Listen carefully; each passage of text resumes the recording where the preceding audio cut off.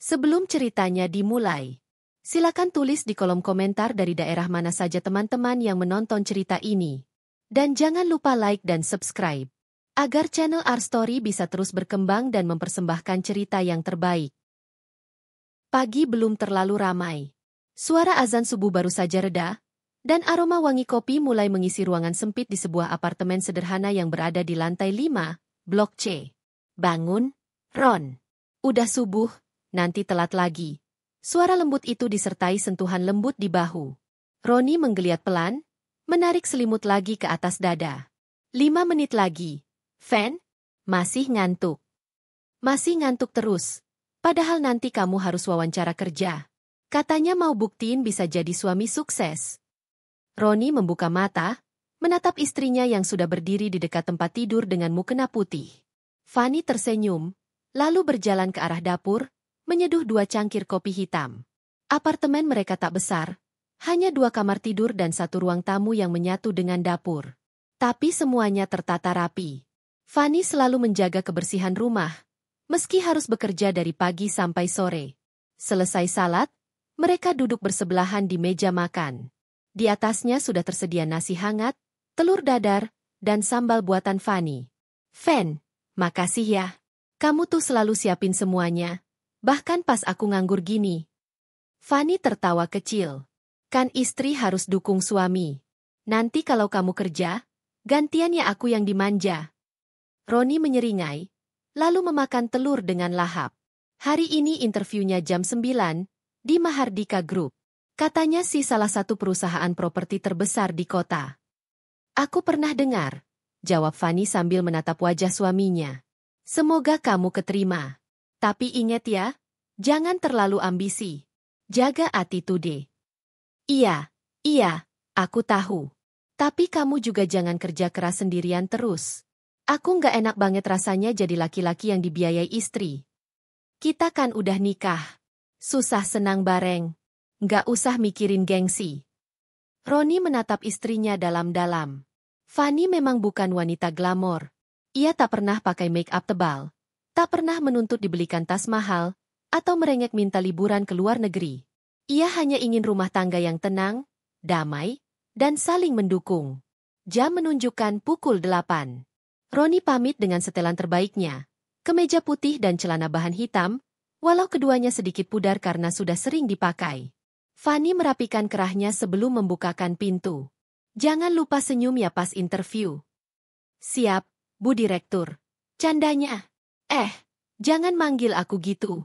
Nanti dikira kamu dapat koneksi dalam. Roni tertawa, lalu melangkah keluar. Fanny memandangi punggung suaminya sampai menghilang di ujung lorong, lalu menghela napas panjang. Ia segera bersiap untuk berangkat kerja juga. Mengenakan blus abu-abu dan celana kain hitam, Fanny terlihat seperti staf administrasi biasa. Ia naik bus kota, seperti biasa, dan turun di depan gedung tinggi bertuliskan Mahardika Group. Sesampainya di dalam, ia langsung menuju lantai 2, tempat divisi administrasi berada. Di sana, suasana sudah ramai. Fanny menyapa satu persatu rekan kerjanya, lalu duduk di mejanya yang berada di dekat jendela. Fan, kamu denger nggak? Katanya hari ini ada wawancara buat bagian pengembangan manajemen? Siapa tahu nanti jadi atasan kita. Bisik rekan kerjanya, Lilis. Fanny hanya tersenyum. Iya? Wah, semoga yang masuk orang baik. Semoga. Jangan kayak Bu Indah itu, ya ampun, galak banget. Baru jadi kepala divisi aja udah kayak ratu.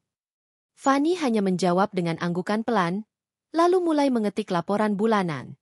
Di lantai 7, suasana jauh berbeda. Ruang tunggu dipenuhi beberapa pria muda dengan map biru di tangan. Salah satunya adalah Roni. Ia duduk dengan gugup, tangannya berkeringat, namun berusaha tampak tenang. Pintu terbuka. Seorang wanita elegan dengan rambut panjang bergelombang keluar. Roni Aryawan. Roni berdiri cepat. Saya. Ikuti saya, kata wanita itu, lalu berjalan masuk ke ruang interview. Roni mengekor di belakangnya, menunduk hormat sebelum duduk. Wanita itu duduk di hadapan Roni, membuka berkas lamaran, lalu menatapnya tajam. Nama lengkap. Roni Aryawan, Bu. Pendidikan terakhir. S1 Manajemen, Universitas Bhakti Karya. Pengalaman kerja. Sebagai marketing freelance di proyek perumahan 2 tahun, lalu, sempat bantu di toko paman saya. Wanita itu, Winda, menaikkan alis. Kenapa berhenti? Karena saya ingin berkembang lebih besar, Bu. Ingin mencoba dunia korporasi yang lebih menantang. Gumam Winda sambil membalik halaman lamaran. Kamu tampan. Roni terdiam. Wajahnya kaku. Winda tersenyum tipis. Maksud saya, kamu presentable. Tapi jangan GR dulu. Di sini semua berdasarkan kemampuan. Iya, Bu. Saya siap menunjukkan kinerja terbaik. Interview berlangsung hampir 20 menit. Saat keluar dari ruangan, wajah Roni terlihat lega. Ia menghela napas, lalu melihat ke atas. Semoga ini jalan rezekiku. Malam harinya, ia pulang lebih cepat dari biasanya. Fanny sedang memasak di dapur, dan wajahnya berseri saat melihat suaminya masuk. Gimana tadi? Aku diterima. Fanny langsung memeluknya erat. Alhamdulillah. Aku seneng banget. Katanya, mulai besok aku magang dulu di divisi operasional. Tapi kalau performaku bagus, bisa langsung naik ke tim manajemen. Wah, cepat juga ya prosesnya. Kayaknya mereka butuh orang yang bisa langsung kerja. Tapi, Fan. Apa? Atasan aku itu, agak aneh. Namanya Bu Winda. Tatapannya tajam banget.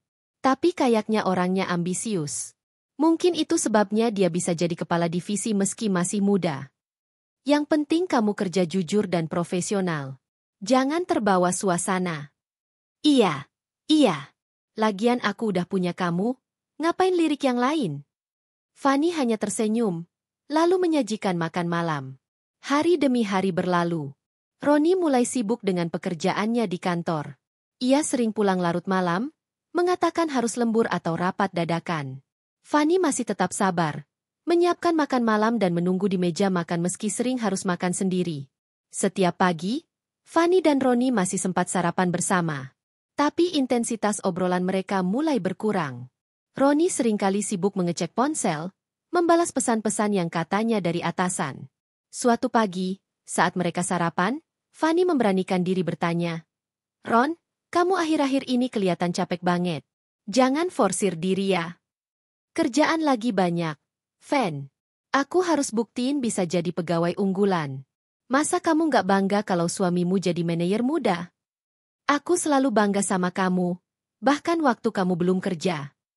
Roni terdiam. Ia mengaduk kopi tanpa menatap Fanny.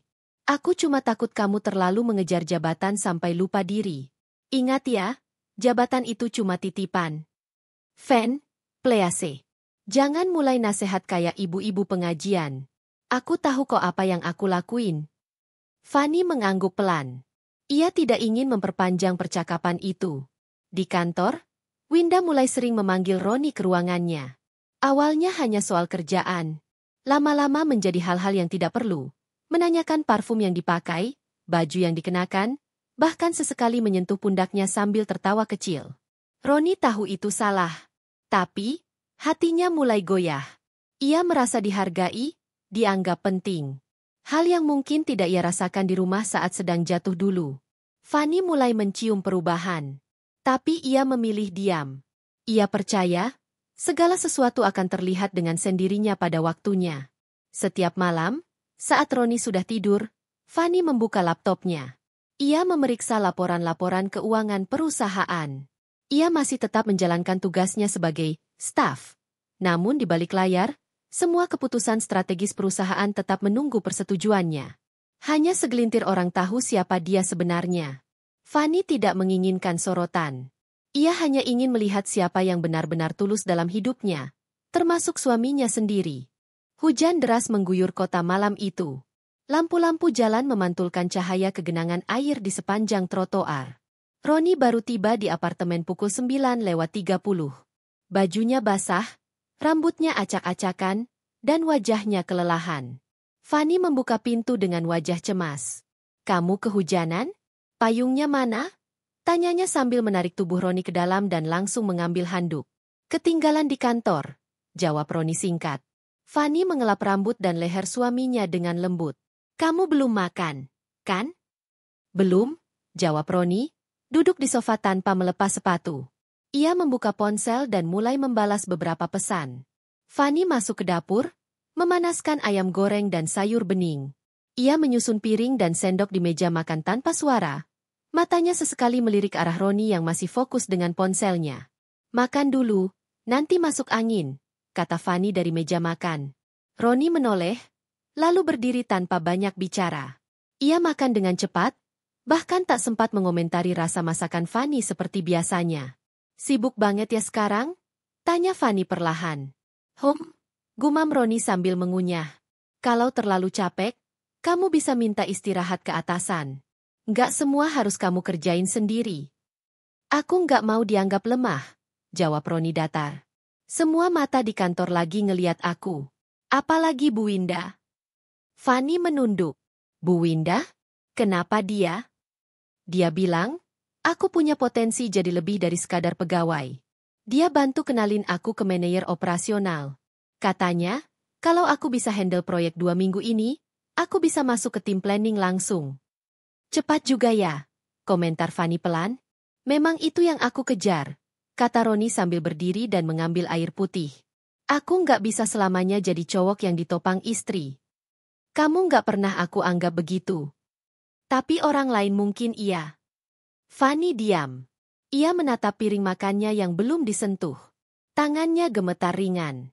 Pagi-pagi, Fanny sudah bangun seperti biasa.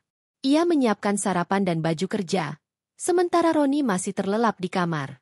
Ia tak membangunkannya, hanya meletakkan setelan kerja yang sudah disetrika di atas meja kecil di samping tempat tidur. Hari itu di kantor, suasana lebih panas dari biasanya. Lilis datang dengan napas ngos-ngosan, lalu membisik. Fen, lo lihat nggak? Bu Winda barusan naik ke lantai 7 bareng Roni.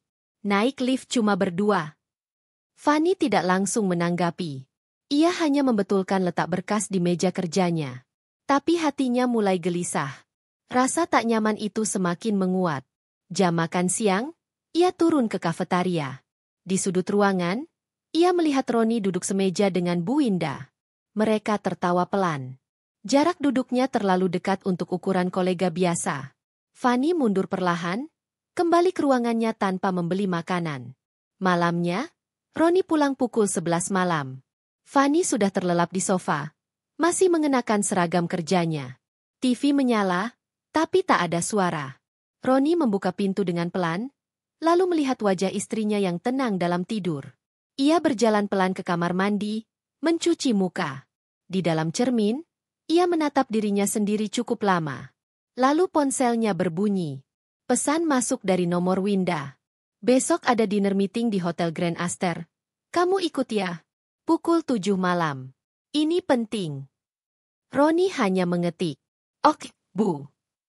Lalu mematikan ponsel dan masuk ke kamar. Hari berikutnya, Fanny bangun lebih pagi. Ia menyetrika kemeja putih Roni dan menyiapkan makan pagi.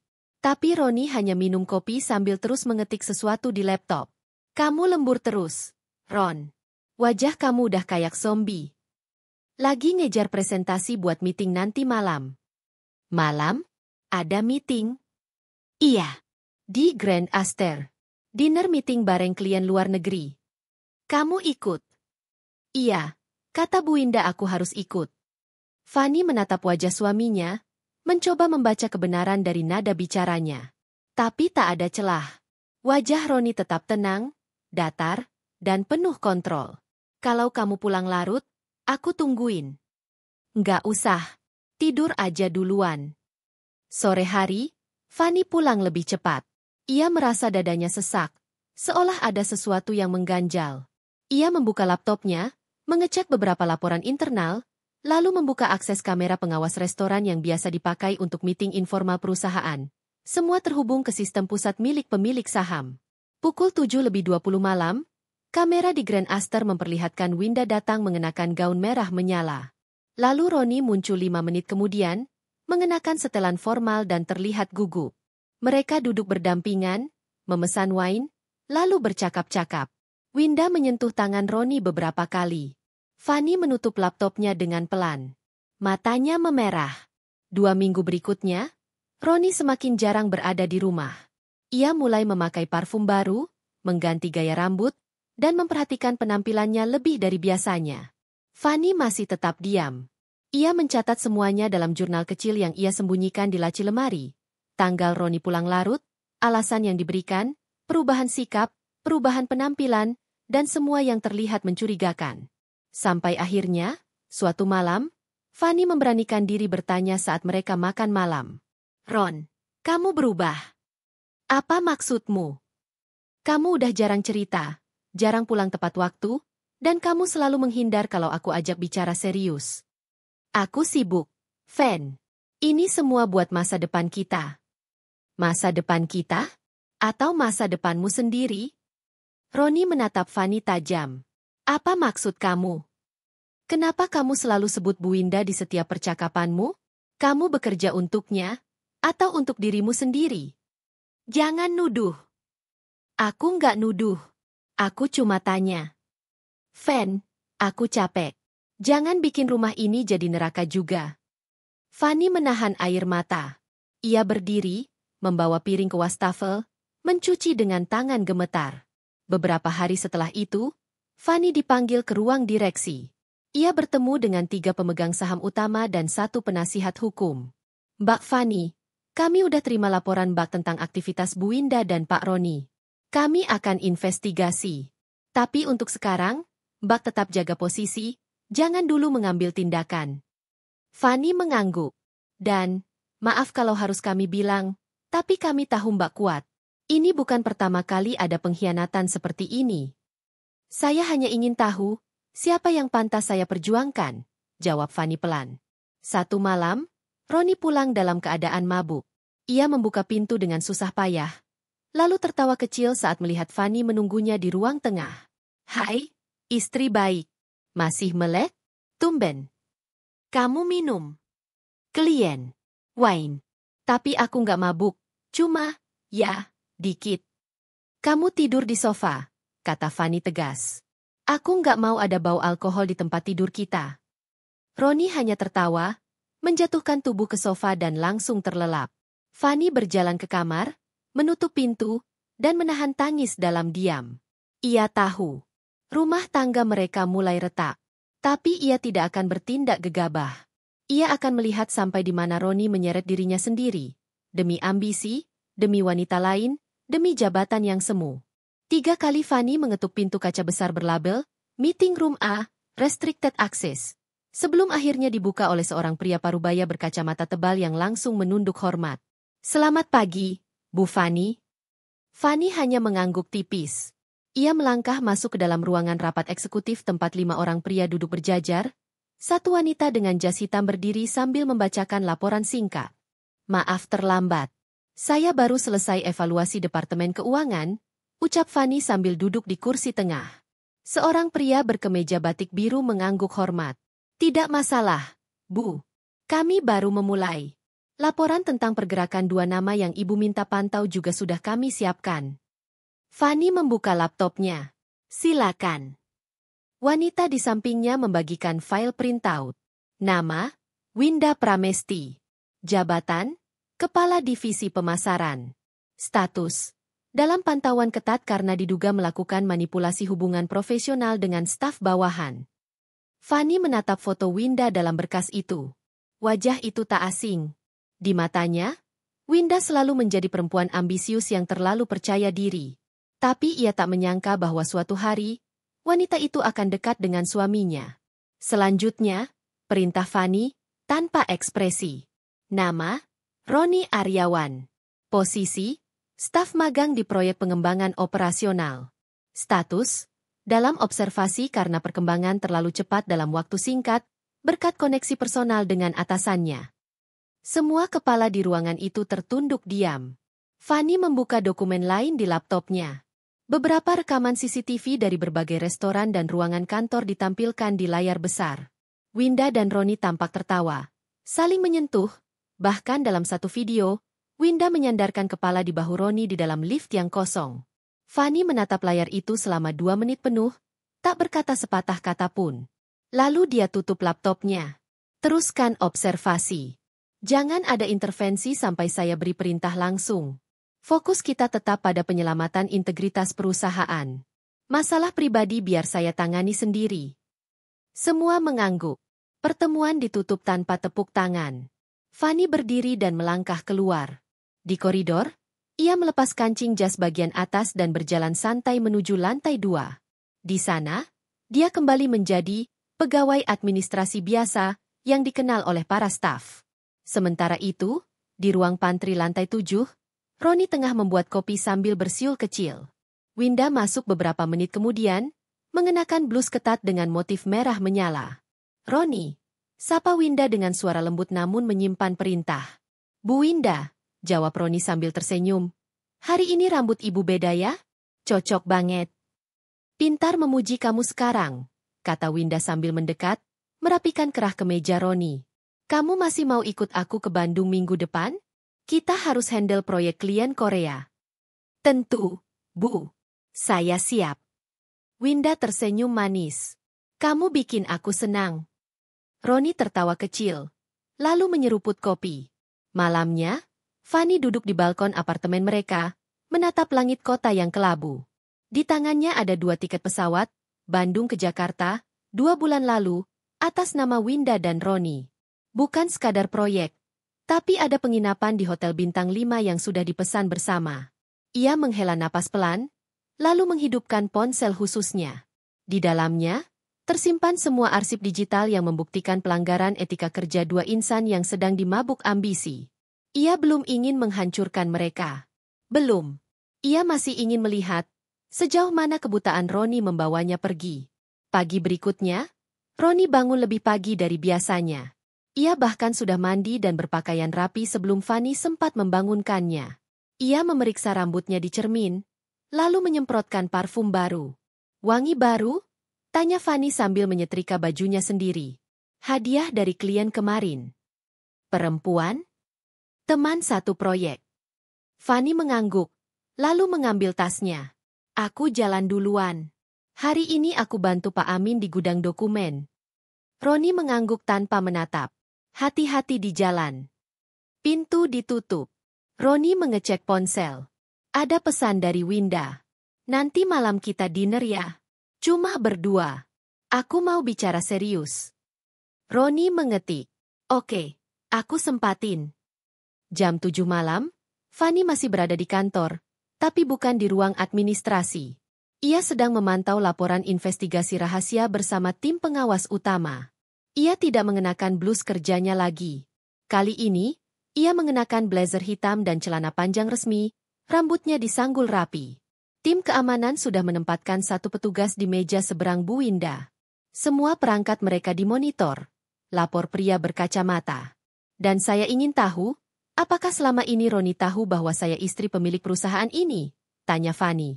"Sejauh ini, tidak ada indikasi dia tahu, Bu." "Bagus." Fanny bangkit berdiri. "Besok, saya minta semua data transaksi dan komunikasi internal antara Winda dan semua manajer. Kita siapkan sesi evaluasi kinerja akhir bulan.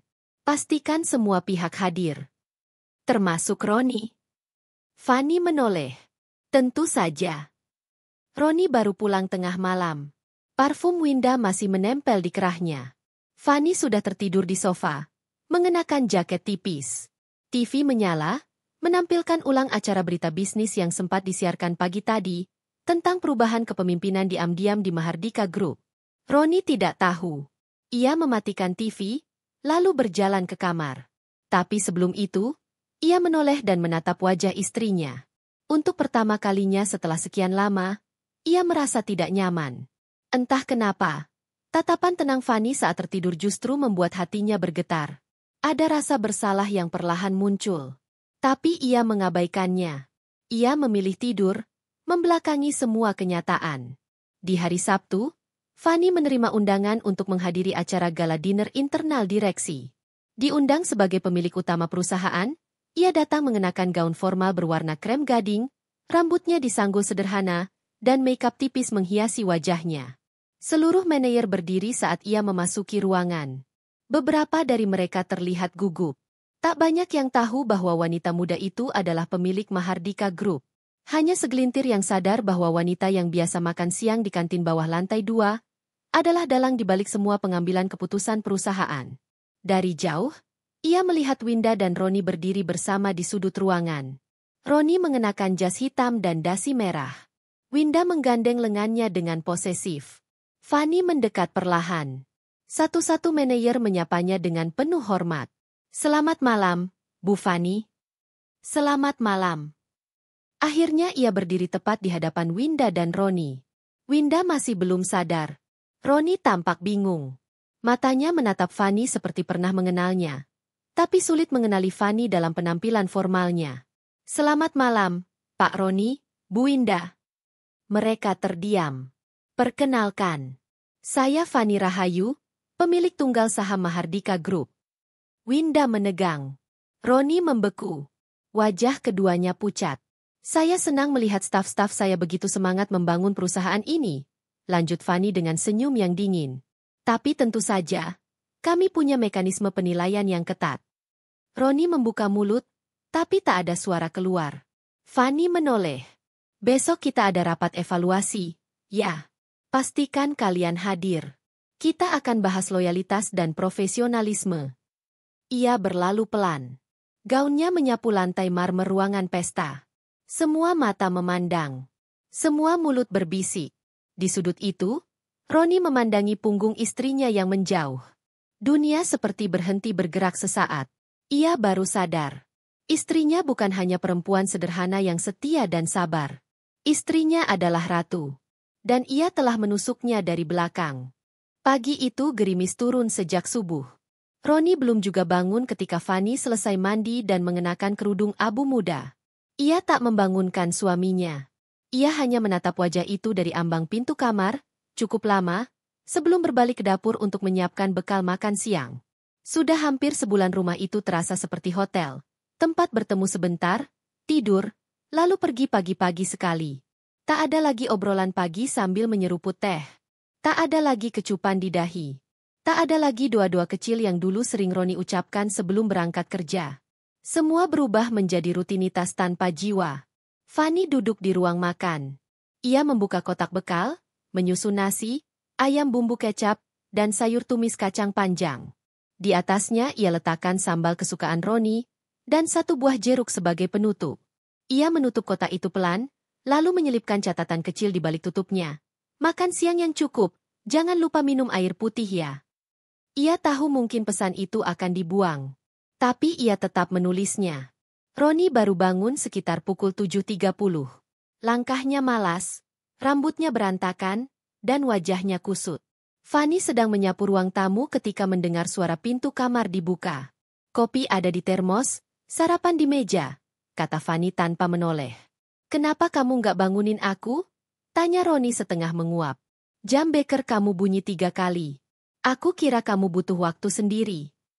Roni mengangguk pelan, lalu berjalan ke meja makan. Ia duduk dan mulai makan, tanpa banyak bicara. Fanny menatapnya dari balik pintu dapur. Ia melihat gerakan Roni yang semakin jauh dari dirinya. Bukan secara fisik, tapi secara hati. Tatapannya selalu kosong. Sentuhannya sudah lama hilang. Senyumnya pun sudah tak lagi muncul. Saat Roni hendak berangkat, Fanny memberikan bekal makan siang itu. Roni menerimanya dengan sedikit heran. "Kamu nyiapin lagi?" tanyanya. "Ya, biar kamu nggak jajan sembarangan." Roni hanya mengangguk. "Makasih," ucapnya singkat, lalu berbalik pergi. Di kantor, Winda sudah menunggu Roni di ruang kerjanya. Ia mengenakan blus hijau tua yang memperlihatkan bagian leher, dengan rambut dikepang rapi ke samping.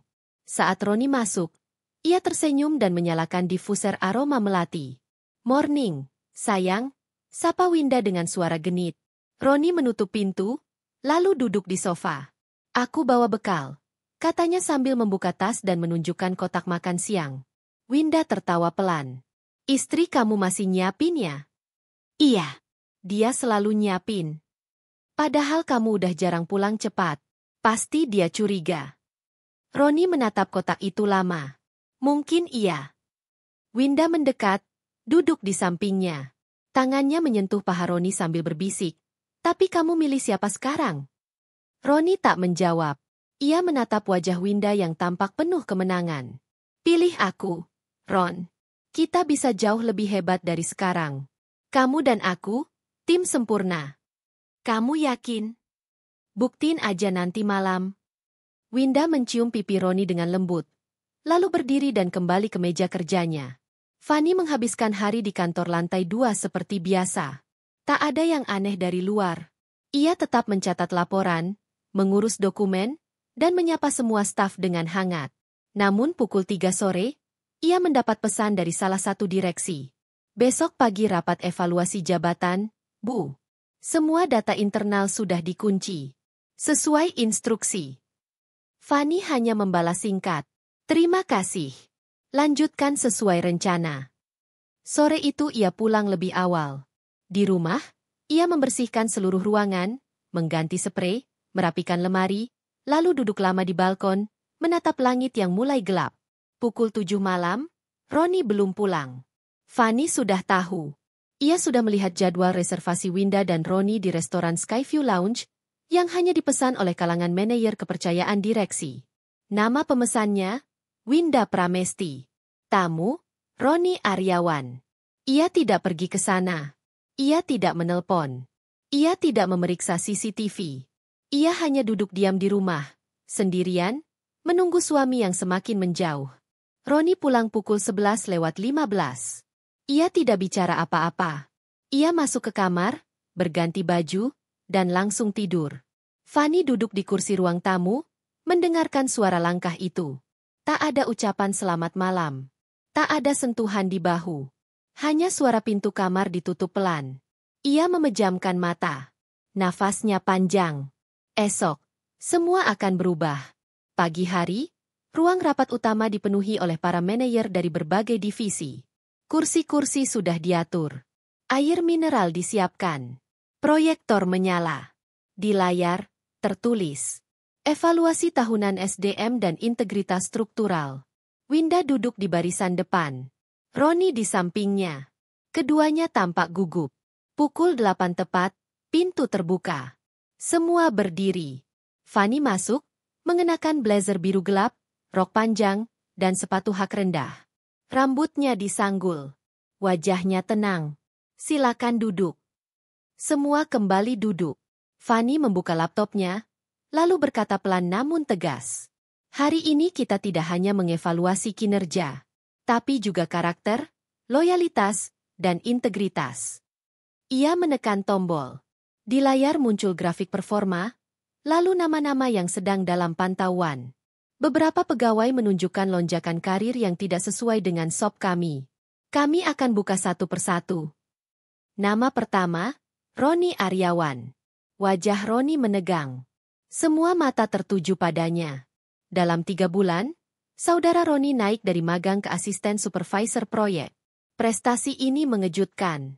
Namun data menunjukkan adanya intervensi personal dalam penunjukannya. Fanny menekan tombol.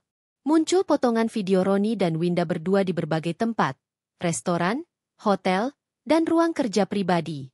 Winda berdiri spontan. "Bu Fanny, ini tidak relevan." Fanny menoleh.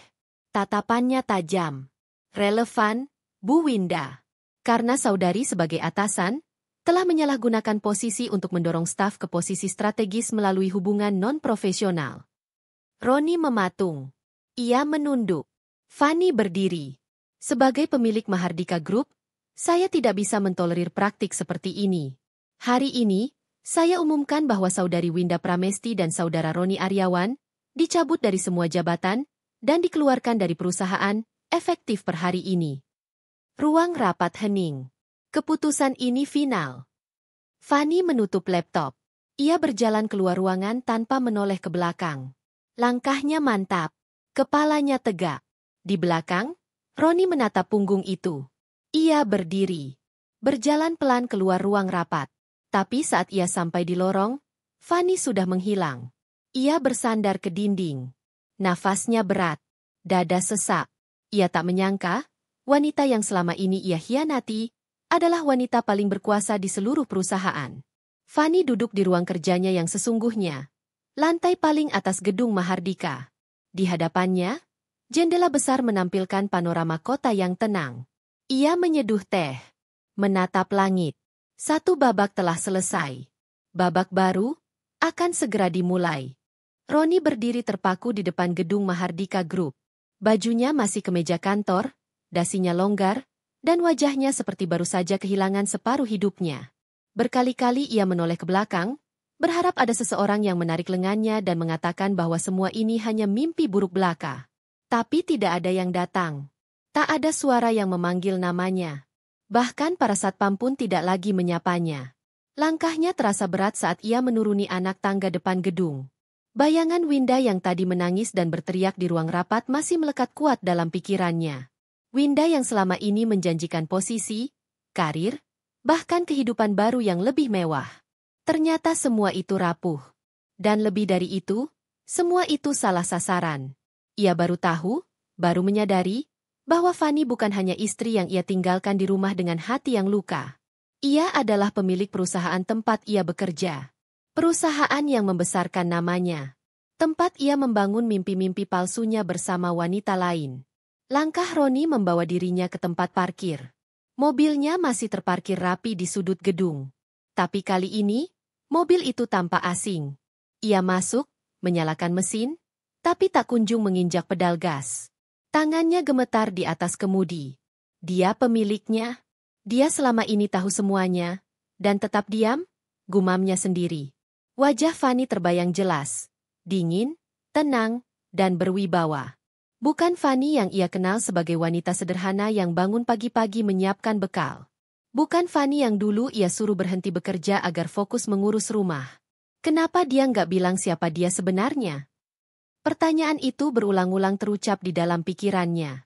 Namun tak ada jawaban. Di rumah, Fanny sedang menyiram tanaman di halaman kecil belakang. Gerakannya pelan. Setiap tetes air yang jatuh ke daun, menenangkan pikirannya. Ia tak memakai baju kerja. Ia mengenakan daster motif bunga sederhana, rambut dikuncir rendah, dan sandal rumah. Begitulah dirinya yang selama ini dikenal Roni. Wajahnya tidak menunjukkan kemarahan. Tidak pula kemenangan. Ia seperti perempuan biasa yang sedang menunggu sore mereda. Suara mobil di garasi terdengar. Fanny tetap menyiram tanaman. Tak ada gerakan panik. Tak ada niat untuk menyembunyikan sesuatu. Roni masuk ke rumah. Langkahnya pelan. Seperti orang asing yang memasuki rumah orang lain. Saat melihat punggung Fanny di taman belakang, ia berdiri diam.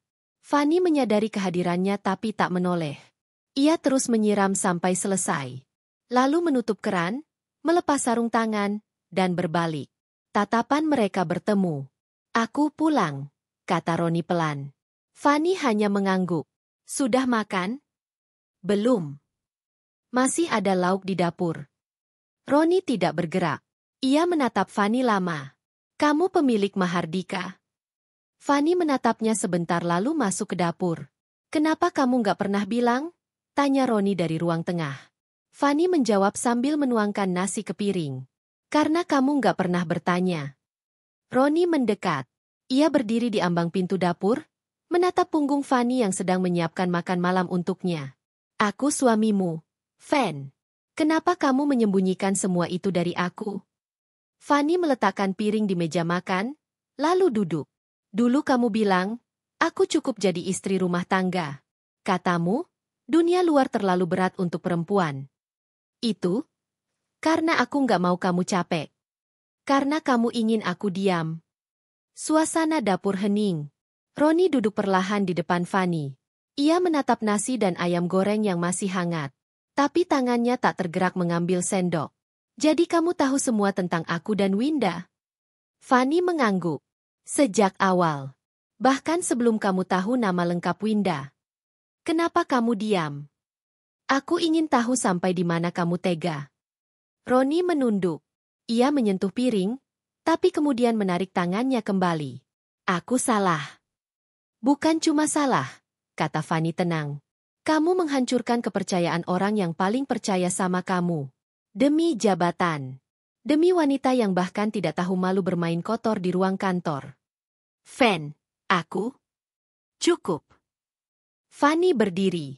Aku nggak butuh penjelasan. Kamu sudah memilih. Kamu mau cerai? Fanny menatapnya. Dalam. Apa kamu masih bisa menjelaskan alasan untuk tetap bertahan? Roni terdiam. Matanya mulai memerah. Tapi Fanny tidak tersentuh. Ia sudah menangis cukup lama. Sekarang gilirannya melihat semuanya dari atas. Kalau kamu mau keluar dari rumah ini, silakan. Tapi jangan bawa apapun selain pakaianmu. Aku nggak mau cerai. Kamu nggak punya pilihan. Malam itu, Fanny duduk sendirian di ruang tengah. Lampu hanya satu yang menyala. Televisi mati. Handphonenya diam di meja. Roni keluar dari kamar dengan koper kecil. Tak ada yang ia bawa selain pakaian dan dokumen penting. Ia berjalan pelan ke ruang tengah. Fanny tidak menoleh. Aku akan tinggal di hotel dulu, katanya. Fanny hanya mengangguk. Aku minta maaf. Kali ini Fanny menoleh. Permintaan maafmu lebih cocok ditujukan ke dirimu sendiri. Roni mematung. Lalu membuka pintu rumah. Angin malam masuk menyapa wajahnya. Ia melangkah keluar. Fanny menunggu sampai suara mobilnya benar-benar hilang. Lalu ia berdiri, mengambil bantal, dan masuk ke kamar. Di kamar, ia berbaring menghadap ke sisi kosong ranjang. Tempat itu kosong, tapi tak asing. Karena sejak lama, hatinya sudah kehilangan seseorang yang seharusnya ada di sana. Keesokan paginya, Roni menatap jendela hotel dengan wajah yang kusut. Ia belum tidur semalaman. Ia baru benar-benar sadar apa yang telah ia hancurkan. Rumah, kepercayaan, dan satu-satunya perempuan yang benar-benar mencintainya. Ia mengingat semua hari-hari ketika Fanny bersikap biasa saja meski tahu ia diselingkuhi. Ia ingat Fanny yang menyiapkan bekal meski tahu dirinya akan memakannya sambil duduk di samping wanita lain.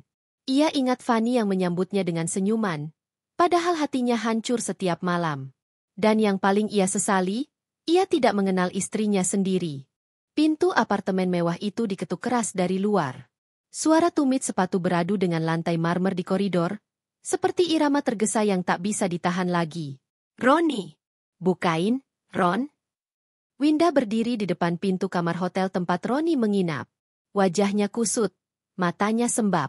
Make-up-nya tak serapi biasanya. Maskara hitam membentuk garis di pipi, dan lipstik merah merekah itu sudah memudar. Ia memukul pintu lagi. Roni, aku tahu kamu di dalam. Roni membuka pintu pelan. Wajahnya tak kalah lelah.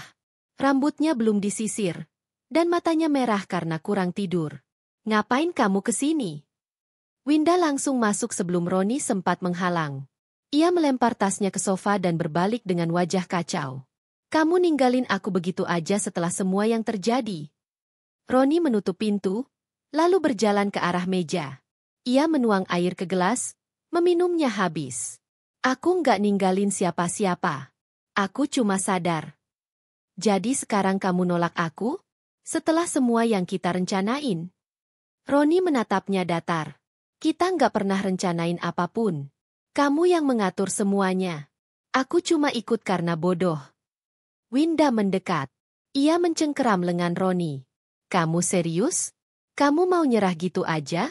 Kita hampir dapat semuanya. Aku cuma butuh sedikit waktu lagi buat meyakinkan komisaris. Dan kamu? Kamu kabur begitu aja. Roni melepaskan tangan Winda dengan paksa. Kamu bahkan nggak tahu siapa Fanny. Winda mendengus. Itu perempuan kampungan yang kamu banggakan? Sekarang dia pura-pura jadi bos besar? Kamu beneran percaya? Dia bukan pura-pura. Dia pemilik Mahardika. Winda terdiam. Roni menatapnya tajam. Kamu pikir kamu bisa kelabui dia? Dari awal dia tahu semua tentang kamu. Tentang hubungan kita. Tentang permainanmu. Dia cuma diam karena dia nunggu aku sadar. Mustahil. Dia bukan perempuan bodoh. Dia diam bukan karena lemah. Tapi karena kamu bukan siapa-siapa buat dia. Winda mundur 2 langkah. Ia duduk di sofa, tangannya menutupi wajah. Aku udah kehilangan semuanya. Ron, jabatanku dicabut. Aku dipermalukan di depan direksi. Sekarang kamu juga ninggalin aku? Ini bukan soal ninggalin. Ini soal nggak pernah ada sejak awal. Winda menangis. Tangis yang berbeda dari biasanya. Bukan tangis karena gagal mendapatkan jabatan, tapi karena semua topengnya telah runtuh. Roni duduk di kursi seberang. Ia menatap Winda seperti orang asing. Tak ada simpati di matanya. Kenapa kamu ngelakuin semua ini, Win? Winda mengusap air matanya dengan kasar. Aku capek jadi bawahan. Selama ini aku kerja lebih keras dari siapapun. Tapi semua penghargaan selalu jatuh ke tangan laki-laki. Aku pengen sekali aja, berdiri paling atas. Dan kamu kesempatan itu. Jadi aku cuma alat. Semua orang alat, Ron. Bahkan aku. Aku juga dipakai. Sama sistem. Sama atasan. Sama semuanya. Roni menghela napas panjang. Kita nggak bisa kembali, Win. Aku udah jatuhin semua yang aku punya demi sesuatu yang bahkan nggak nyata. Winda berdiri. Ia merapikan rambutnya pelan. Fanny nggak akan nerima kamu lagi. Aku tahu. Kamu nggak punya siapa-siapa sekarang. Roni menatap keluar jendela. Kota masih sibuk, tapi di dalam ruang itu, semuanya terasa sunyi. Aku cuma pengen memperbaiki yang bisa diperbaiki. Kalau masih bisa. Winda mengambil tasnya dan berjalan ke pintu. Ia berhenti sejenak. Kalau kamu berubah pikiran, kamu tahu harus nyari aku di mana. Roni tidak menjawab. Pintu tertutup perlahan, menyisakan keheningan dan luka yang menggantung di udara. Fanny duduk di ruang kerjanya. Meja kerjanya rapi. Semua berkas ditumpuk sesuai kategori. Ia menatap layar laptop sambil membaca laporan keuangan. Tak ada yang berubah. Ia tetap Fanny yang profesional, cerdas, dan dingin. Tapi kali ini, tatapannya sedikit lebih tajam. Telepon di mejanya berdering. Bu Fanny, ada Pak Arman dari komisaris minta waktu bicara. Hubungkan ke meeting room A. Saya kesana 5 menit lagi. Fanny berdiri.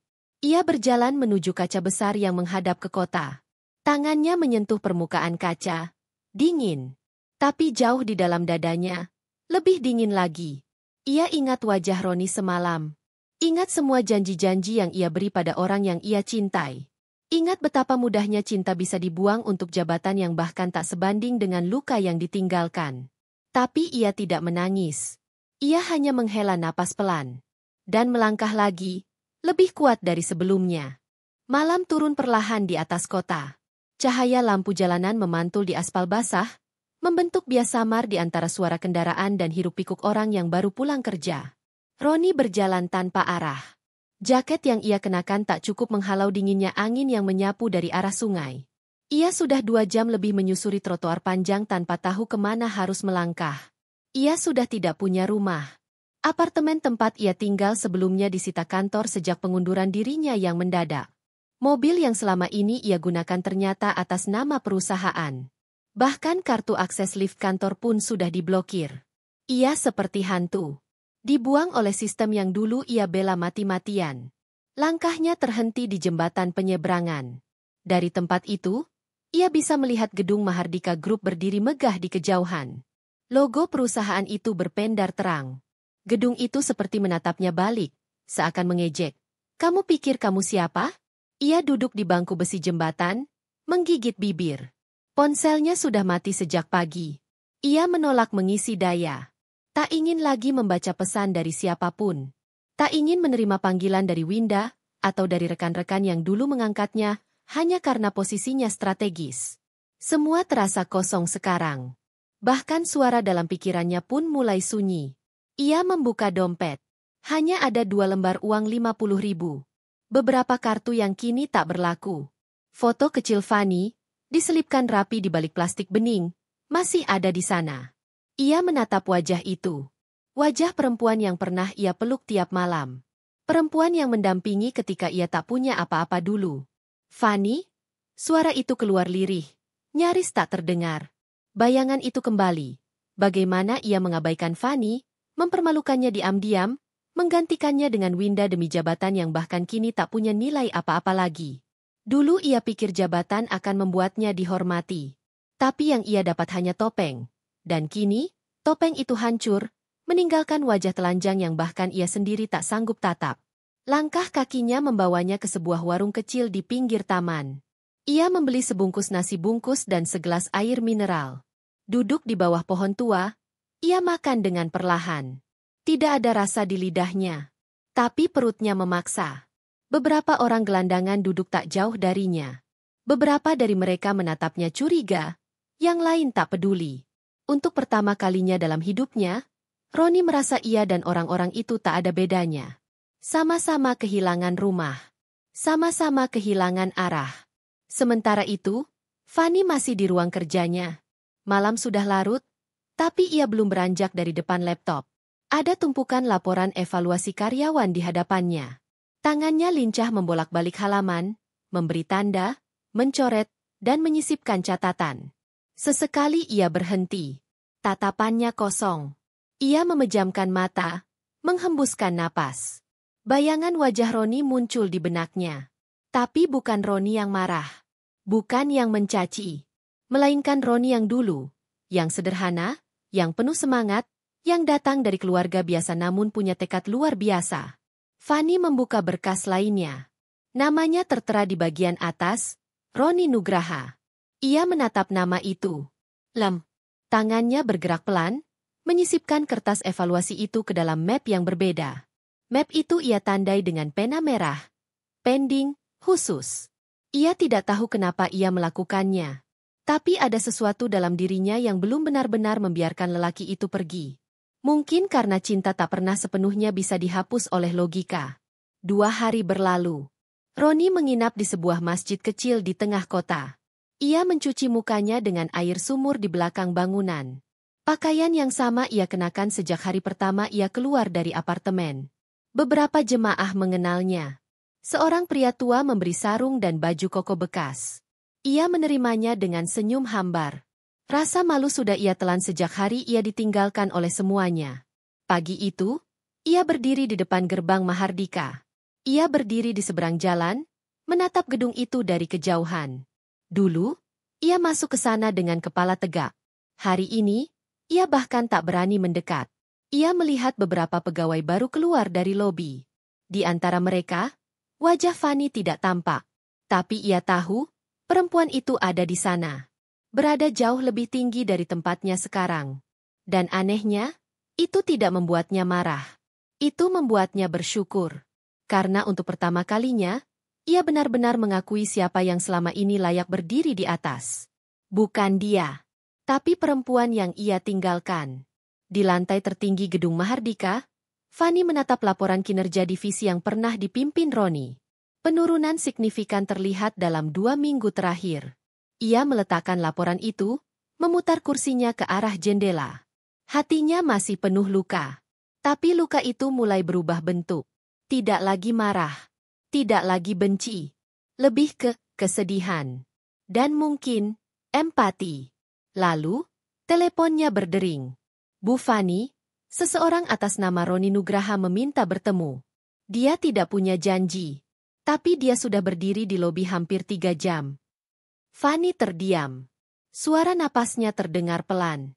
Biarkan dia berdiri di sana. Baik, Bu. Klik. Fanny menutup teleponnya. Tangannya gemetar. Tapi bukan karena takut. Karena ia tahu. Beberapa luka memang harus didiamkan dulu sebelum bisa dibersihkan. Dan Roni, mungkin akhirnya mulai belajar apa arti kehilangan yang sebenarnya. Roni meremas-remas rambutnya yang sudah mulai kusut. Setiap langkahnya terasa berat menyusuri jalanan perumahan elit yang dulu pernah menjadi saksi kehidupannya bersama Fanny. Kini semua tinggal kenangan. Rumah itu bukan lagi tempat ia pulang. Cahaya lampu dari dalam rumah menyilaukan matanya yang kini kehilangan arah. Ia berdiri cukup lama di trotoar, memandangi jendela besar yang dulu biasa ia buka setiap pagi bersama Fanny sambil menyeruput kopi. Tangannya ingin mengetuk pagar, namun rasa malu dan ego membuatnya kembali mengurungkan niat. Kakinya berjalan menjauh, menyusuri trotoar yang dipenuhi bayangan kenangan. Pikirannya kacau. Posisi yang ia banggakan kini perlahan runtuh. Atasan yang ia pilih daripada Fanny justru menarik diri begitu tahu dirinya tak lagi berguna. Di kantor, suasana berubah drastis. Tidak ada lagi hormat dari para bawahan, Tidak ada lagi senyum manis dari sekretaris-sekretaris muda yang dulu suka menggoda. Ia sekarang hanyalah staf biasa, bahkan nyaris seperti debu di antara hiruk-pikuk korporasi. Ia duduk di halte terdekat, menunduk, menatap sepatu lusuh yang sebelumnya selalu menginjak karpet-karpet tebal ruang direksi. Ponselnya berdering. Nama, Tiara, muncul. Ia ragu. Tapi akhirnya dijawab. Ada apa? Suaranya pelan, nyaris tak bernyawa. Kamu bisa bantu aku bayar kontrakan? Kita diusir. Suara Tiara terdengar panik. Kontrakan? Bukannya kamu bilang apartemen yang kamu tempatin itu dibayarin kantor? Itu dulu. Sekarang semua fasilitas dipotong. Aku udah nggak kerja di sana. Roni menggigit bibir. Ia belum siap mendengar kabar itu. Ternyata Tiara juga sudah didepak. Semua makin buruk. Roni, kamu nggak ngerti ya? Aku ini kehilangan semuanya gara-gara kamu juga. Aku nurutin kamu buat deketin bos. Aku korbankan banyak hal buat kamu. Tiara berteriak. Tapi kamu juga yang suruh aku ninggalin Fanny. Karena kamu lemah. Roni, kamu nurut aja kayak anak kecil. Lihat sekarang, kita sama-sama jadi pecundang. Panggilan berakhir tiba-tiba. Roni terdiam. Kepalanya bersandar pada tiang halte yang dingin. Udara malam mulai menusuk. Ia memejamkan mata, berharap bisa bangun dari mimpi buruk ini. Namun, semuanya nyata. Sementara itu, Fanny tengah duduk di ruang kerjanya. Seorang asisten muda baru saja memberinya laporan terbaru tentang proyek besar yang akan diluncurkan. Ia menandatangani beberapa dokumen, lalu menatap sejenak ke arah jendela besar kantornya. Sorot matanya tajam. Ada satu folder biru di mejanya. Laporan investigasi personal terhadap Roni dan Tiara yang ia minta secara diam-diam. Ia membuka lembar demi lembar, menyimak semua bukti penggelapan kecil yang dilakukan oleh Tiara dari laporan keuangan divisi. Juga rekaman suara Roni yang menghasut karyawan untuk menolak sistem baru yang ia terapkan. Fanny menutup folder itu, lalu menekan bel kecil di mejanya. Undang rapat eksekutif besok pagi. Saya ingin bahas keputusan struktural. Asisten, termasuk Pak Roni, Bu? Tidak perlu. Mulai besok dia sudah tidak masuk dalam daftar tim inti. Fanny berdiri, melangkah ke dinding kaca kantornya. Dari sana ia bisa melihat parkiran luas perusahaan. Sorot matanya tegas, penuh kepastian. Ia tidak menyesal lagi. Semua ini adalah balasan atas apa yang sudah dirampas darinya. Sore harinya, Tiara datang ke kantor. Penuh amarah dan panik. Ia menunggu di lobi, memakai pakaian glamor yang kini tampak tidak sepadan dengan suasana. Aku mau ketemu Bu Fanny. Resepsionis dengan sopan menjawab, maaf, ibu tidak bisa dijadwalkan untuk hari ini. Aku tahu dia di atas. Suruh dia turun. Petugas keamanan mulai bersiap. Namun belum sempat bertindak, lift terbuka. Fanny melangkah keluar, mengenakan jas putih bersih, wajahnya tenang. Tiara. Suaranya datar. Tiara menoleh cepat, mata melotot. Kamu pikir kamu bisa duduk di atas begitu saja? Kamu pikir aku nggak tahu kamu sengaja jebak kita berdua? Fanny tidak membalas. Ia hanya melangkah mendekat, lalu berkata pelan. Kalian yang menjebak diri kalian sendiri. Aku cuma menunjukkan siapa kalian sebenarnya. Tiara mendesis marah. Roni itu milikku sekarang. Aku tidak tertarik. Dia akan balas dendam. Kalau dia masih punya harga diri, dia akan mulai dari bawah lagi. Bukan bersembunyi di balik jabatan yang aku bangun. Fanny menatap Tiara dalam-dalam, lalu berbalik, melangkah kembali masuk ke lift. Di dalam lift, ia menutup mata sejenak. Ada sedikit getir di hatinya, tapi ia tahu, ini semua bagian dari perjuangan. Di luar kantor, Roni berdiri terpaku. Ia melihat dari kejauhan. Melihat bagaimana Fanny kini berdiri sebagai sosok pemimpin yang tak tergoyahkan. Jauh dari bayangan perempuan sederhana yang dulu ia tinggalkan demi ambisi buta. Dan kini, ia berdiri hanya dengan selembar CV lusuh di tangannya. Pagi itu udara Jakarta masih diselimuti embun tipis, meski mentari mulai naik perlahan. Di balik dinding kaca Mahardika Group, ketegangan terasa di sebuah ruangan kecil di lantai tertinggi. Bukan karena tekanan kerja, bukan karena target atau angka rapat keuangan, tapi karena dua insan yang pernah saling mencintai akan kembali bertatap muka setelah luka yang tak sebentar. Roni berdiri di depan lift dengan napas yang tak beraturan. Rambutnya sudah disisir rapi, kemeja yang ia kenakan bersih meski tampak murah, dan sepatu yang dulu mengilap kini hanya sisa-sisa pantulan yang memudar. Tangannya mengepal, bukan karena marah, tapi karena takut. Ini bukan hanya pertemuan biasa. Ini adalah saat di mana harga dirinya akan diuji, lagi. Lift terbuka. Seorang pria muda yang mengenalnya mengangguk sopan, tapi tak berkata apa-apa. Semua tahu siapa Roni. Semua tahu sejarahnya. Tapi tak semua tahu isi hatinya kini. Langkah kakinya terasa berat. Setiap meter yang ia tempuh membawa kembali kenangan demi kenangan yang pernah ia kubur dalam kesombongan. Waktu ia berjalan di koridor ini dengan bangga, dengan rasa tak tersentuh, hingga ia merasa lebih tinggi dari siapapun, termasuk istrinya sendiri. Kini, ia hanya pria biasa. Mantan.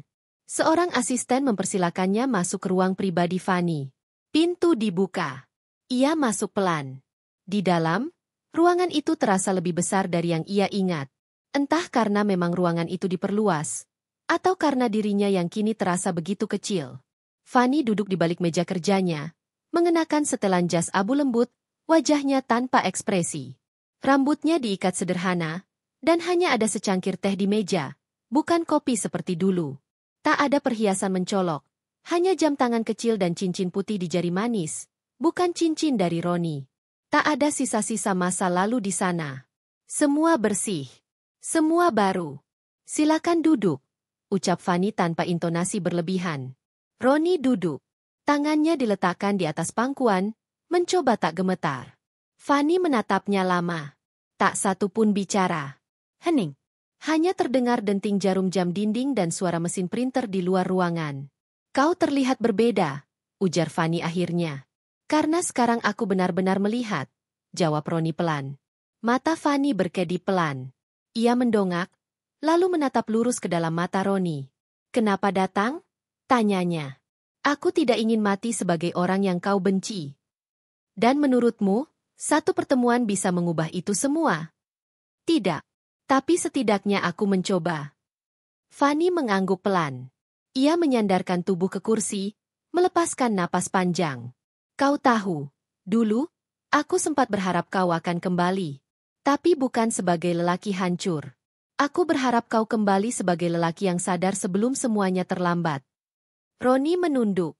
Aku terlalu buta, bisiknya. Terlalu percaya bahwa dunia bisa kubeli dengan jabatan. Terlalu sombong karena merasa dicintai banyak orang. Padahal, satu-satunya yang mencintaiku sudah kutendang keluar dari hidupku sendiri.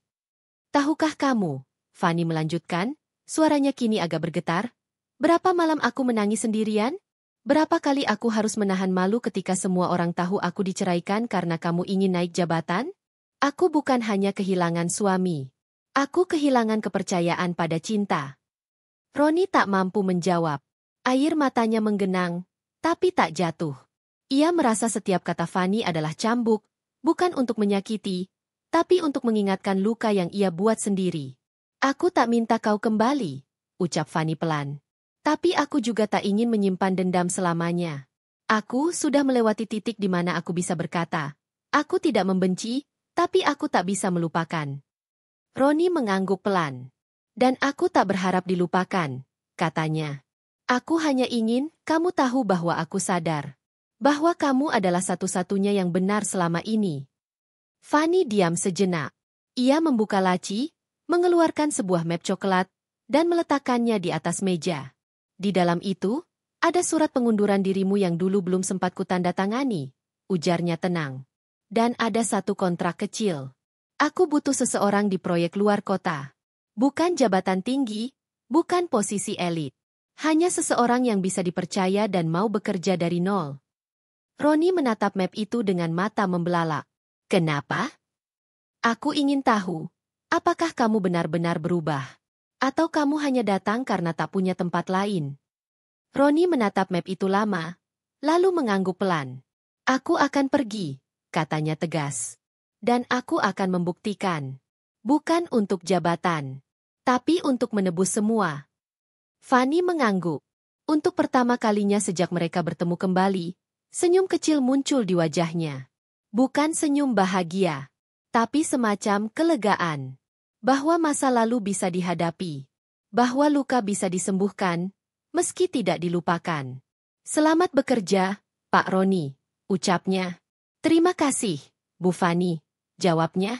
Dan saat itu, mereka berdua tahu, ada babak baru yang dimulai.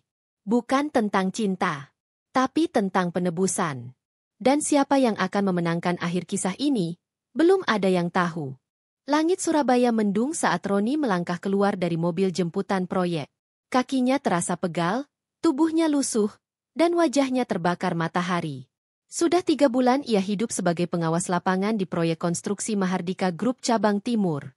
Tak ada AC, tak ada ruang kerja nyaman, tak ada rapat-rapat berkelas di ruang mewah seperti saat ia menjadi manajer divisi dulu. Kini ia adalah anak lapangan. Setiap pagi ia bangun jam 5, mandi seadanya, lalu berkeliling proyek dari pagi sampai sore. Debu, keringat, dan terik matahari menjadi makanannya sehari-hari. Ia bukan lagi Roni yang dulu. Tapi anehnya, justru di titik paling bawah itu, ia merasa lebih hidup. Lebih jujur. Lebih benar. Ia sudah tak peduli lagi bagaimana orang memandangnya. Ia hanya ingin satu hal, menyembuhkan dirinya sendiri. Dan mungkin membuktikan kepada Fani bahwa ia bukan hanya sekadar penyesal yang datang saat semua sudah hancur. Di balik meja portacam sederhana, Roni duduk mencatat laporan harian. Tangannya yang dulu hanya mengetik proposal kini penuh bekas tinta, kadang minyak, dan noda semen. Ia mendongak sejenak, memandangi langit yang mulai menghitam, lalu tersenyum pahit. Ponselnya bergetar. Sebuah pesan masuk dari nomor kantor pusat. Besok sore, kembali ke Jakarta. Ada evaluasi proyek dan keputusan akhir. Sekretariat Direksi. Roni menghela napas. Tangannya bergetar sedikit. Bukan karena takut, tapi karena ia tahu, semua ini akan berakhir, atau justru dimulai kembali. Fani duduk di ruang meeting utama dengan beberapa direktur senior di sekelilingnya. Map-map terbuka di hadapan mereka, grafik proyek ditampilkan di layar besar. Semua mata memandang data, tapi Fani matanya kosong. Ada yang lebih berat dari angka, lebih rumit dari neraca, perasaan. Seorang direktur bertanya soal progres lapangan. Seorang lainnya memberi evaluasi menyeluruh. Tapi yang ditunggu semua orang adalah keputusan Fani, sebagai pemilik saham tunggal yang baru mengungkap jati dirinya sebulan lalu. Tidak banyak yang berani membantah. Termasuk mantan atasannya dulu, yang kini duduk diam di pojok ruangan, tak berani bicara. Fani berdiri. Roni akan tiba sore ini, katanya datar. Saya ingin dia yang menjelaskan sendiri progres dan tanggung jawabnya.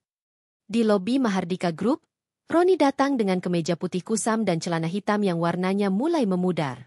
Ia menenteng map dan ransel kecil.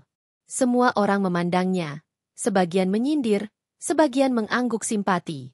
Tapi Roni berjalan tenang. Lift terbuka, ia masuk. Cermin lift memantulkan bayangannya. Lelah, tua, tapi tenang. Ruang meeting terbuka. Suasana hening saat ia masuk. Fani menatapnya, matanya tak terbaca. Roni membungkuk sedikit lalu langsung berdiri di depan layar, menyambungkan laptopnya, dan memulai. Laporan disampaikan rapi, terstruktur, tanpa mengeluh. Ia menjawab setiap pertanyaan dengan tegas, tidak mencari alasan. Saat seorang direktur menyindir statusnya sebagai mantan manajer yang jadi mandor, Roni hanya tersenyum dan menjawab, "Saya tidak melihatnya sebagai penurunan. Justru saya bersyukur pernah merasakan lapangan. Karena disitulah kenyataan hidup berada." Hening. Fani mengangguk pelan. Wajahnya datar tapi sorot matanya berubah.